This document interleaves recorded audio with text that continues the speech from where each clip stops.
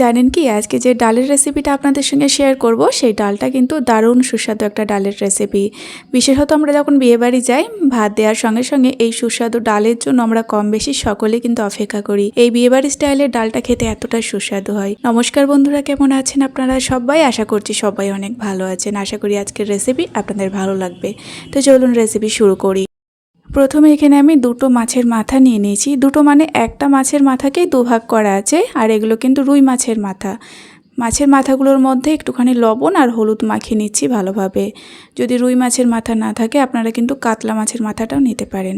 তো মাছের মাথাগুলোর মধ্যে লবণ হলুদ মাখানো হয়ে গিয়েছে। এবার আমি অন্যদিকে গরম জল বসিয়ে দিয়েছিলাম।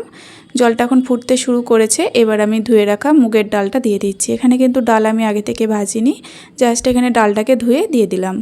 ডাল সেদ্ধ হতে থাক, ততক্ষণ এদিকে আমি একটা স্পেশাল মশলা তৈরি করব ডালের জন্য।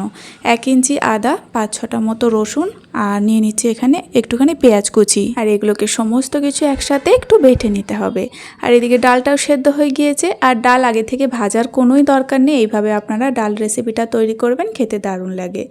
এবার এখানে কড়াইয়ের মধ্যে সরিষার তেল ভালোভাবে গরম করে নিয়েছি। মাছের মাথাগুলোকে ভালোভাবে একটুখানি ভেজে নিতে হবে। ডাল তৈরি করার জন্য মাথাগুলোর মধ্যে যেন কাঁচা ভাব না থাকে, খুব সুন্দর করে একটু মচমচে করে ভেজে নিতে হবে, তাহলে দেখবেন খেতে বেশি ভালো লাগবে। তো এখানে মাথাগুলো খুব ভালোভাবে ভেজে নিয়েছি উল্টে পাল্টে একটু সময় নিয়ে। এখন এই মাছের মাথাগুলোকে তেলটাকে ভালোভাবে ঝরিয়ে তুলে নিতে হবে। তো মাছের মাথাগুলো ভাজা হয়ে গেল। এবার ওই তেলের মধ্যে দিয়ে দিলাম 1/2 চামচ গোটা জিরে, 2টো শুকনো লঙ্কা, একটা পেঁয়াজ কুচি।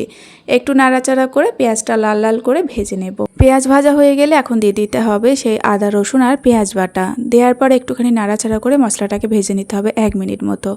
1 মিনিট পরে এখানে দিয়ে দিতে হবে 1/2 চামচ হলুদের গুঁড়ো আর 1/2 চামচ জিরের গুঁড়ো। তো হলুদ আর জিরে গুঁড়োটাকে একটুখানি শুধু মিশিয়ে নিতে হবে, ভাজতে হবে না। যখন দেখবেন ভালোভাবে মিশে গিয়েছে তখন এখানে ভেজে রাখা মাথাগুলোকে দিয়ে দিতে হবে।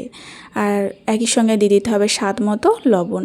এইবার এই মশলাটার সঙ্গে এই মাথাগুলোকে একটুখানি কষিয়ে নিতে হবে 1-1.5 মিনিটের মতো। তো ভালোভাবে যখন কষানো হয়ে যাবে তখন এখানে সেদ্ধ করে রাখা মুগের ডালটা দিয়ে দিতে হবে। ডাল দেওয়ার পরে একটু ভালোভাবে প্রথমে একটুখানি মিশিয়ে নিচ্ছি। আর মেশানো হয়ে গেলে এর মধ্যে সামান্য একটুখানি আরও জল দিয়ে দিচ্ছি সেই ডালের বাটিটাকে ধুয়ে। ডালটা কিন্তু খুব বেশি গাঢ় হবে না, খুব বেশি আবার পাতলাও হবে না, সেইভাবে জলটা দিতে হবে। আর তারপরে স্বাদ মতো চিনি আর একটুখানি গরম মশলার গুঁড়ো দেওয়ার পরে এখন ডালটাকে চাপা দিয়ে 2 মিনিটের জন্য একটু ফুটিয়ে নিতে হবে। তাহলে দেখবেন মাছের এই মাথাগুলোর ফ্লেভারটা খুব সুন্দর ডালের মধ্যে চলে যাবে। 2 মিনিট ঢেকে রাখলেই হবে। 2 মিনিট হয়ে গেলে কিন্তু একদম বিয়েবাড়ির স্টাইলের স্বাদে গন্ধে তৈরি হয়ে যাবে মুগের ডাল। দারুণ খেতে লাগে। এইভাবে আপনারা বাড়িতে একবার তৈরি করবেন। বিয়েবাড়ির ডাল আর এই ডাল রেসিপির মধ্যে কোনো তফাৎ নেই, খেতে কিন্তু সেম লাগে। একবার তৈরি করলে আপনারা বুঝতে পারবেন খেতে কতটা সুস্বাদু হয়। গরম গরম ভাতের সাথে এরকম মাছের মাথা দিয়ে মুগের ডাল থাকলে কিন্তু অন্য কিছু খাওয়ার জন্য অপেক্ষায় থাকে না, ডাল দিয়েই ভাত খাওয়া হয়ে যায়। তো বন্ধুরা, রেসিপিটা কেমন লাগলো অবশ্যই জানাবেন। তার সঙ্গে ভিডিওটা সম্পূর্ণ দেখে থাকলে অনুরোধ থাকলে চ্যানেলটিকে সাবস্ক্রাইব করে পাশে থাকা বেল আইকনটি অবশ্যই প্রেস করে রাখবেন পরবর্তী ভিডিও নোটিফিকেশন সবার আগে পাওয়ার জন্য। আজ এই পর্যন্ত, ফিরে আসবো নতুন রেসিপি নিয়ে। সকলে ভালো থাকবেন এবং সাবধানে থাকবেন।